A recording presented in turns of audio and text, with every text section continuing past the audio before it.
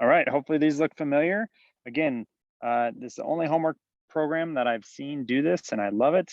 This drag and drop where you have numbers in a box and you have the units in a box, and it really dials home this idea of dimensional analysis where anything on top gets canceled by a number on the bottom, and then you're left on top, and that could get canceled by something else on the bottom, and you got to end up with the units you want. Now we're doing conversions. We're also doing equalities. We got to use a few of those in this, including one of the new aspects that we learned this week. So let's write our unit plan for this question.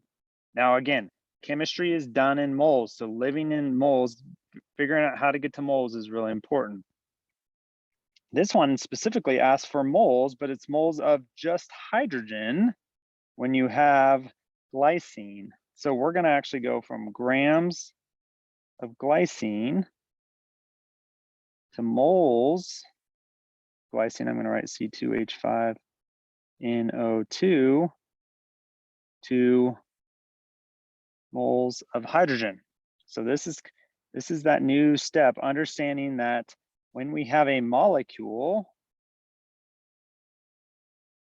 we can represent it as for every 1 mole of glycine, there are 2 moles of carbon, 5 moles of hydrogen, 1 mole of nitrogen, and 2 moles of oxygen. That's like saying, all right, like I mentioned in class, for every 1 mole of cars,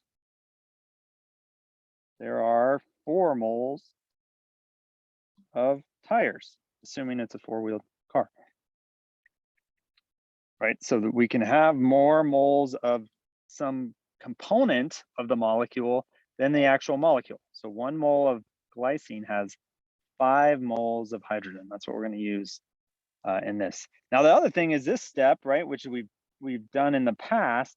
And to do that, we need the periodic table. Remember, the periodic table tells us grams per mole. That's that number on each atom. The average atomic mass, we're now seeing it as grams per mole, not AMU.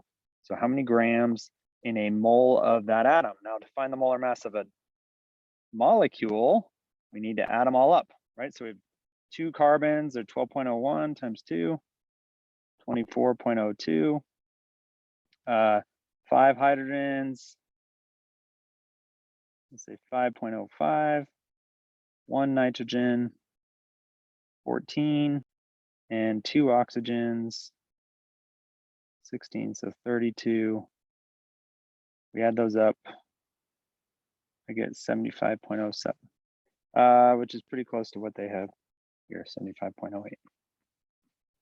So that's our grams per mole. Now remember, we can use that 2 ways. We can say there's 75.07 grams of glycine per 1 mole of glycine, or we can say 1 mole of glycine has 75.07 grams. It depends on how we need to use it in the dimensional analysis. Do we need grams on top or grams on bottom?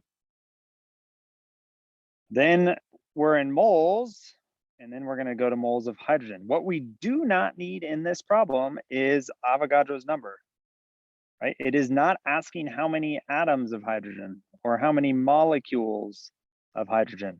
Only if it's asking for that, which we'll do a few times, but then we'll leave that behind for the rest of the year, do you use Avogadro's number, right? And that's only if it's asking for a number of atoms. Then it's a huge number. But in this case, it's just asking for moles. So do not use that 6.02. And remember, even if you do use it, 6.02 times 10 to the 23rd molecules per 1 mole. It's not 6.02 times 10 to the 23rd moles per 1 molecule. It's a bunch of molecules in 1 mole. Just like if you were doing centimeters and meters, it's a bunch of centimeters in 1 meter, not a bunch of meters in 1 centimeter. So remembering how to use that is important. Okay, let's clear this mess. Let's start doing some dragging here. So we're going to start with our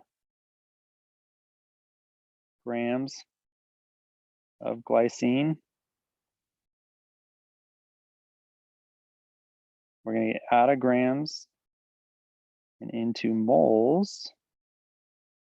So I'm going to say for every 1 mole, there is 75.08 grams. Now I need to add another factor. Now I'm going to go from moles. This is where it's important, right, to write your units out, or in this case, drag them, because we're going from a type of moles into a different type of mole. But write it all out, moles of hydrogen versus moles of glycine, or write the molecular formula.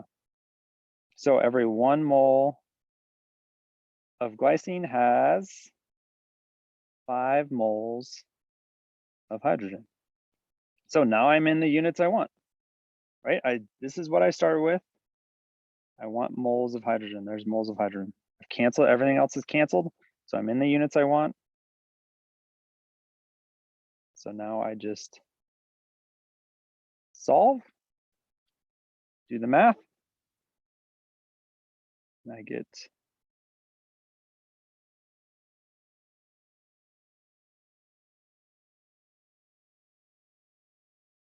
moles of hydrogen. There we go.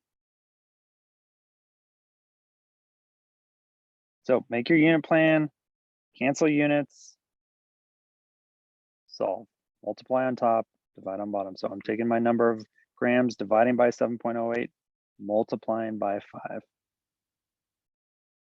Check your calculator work.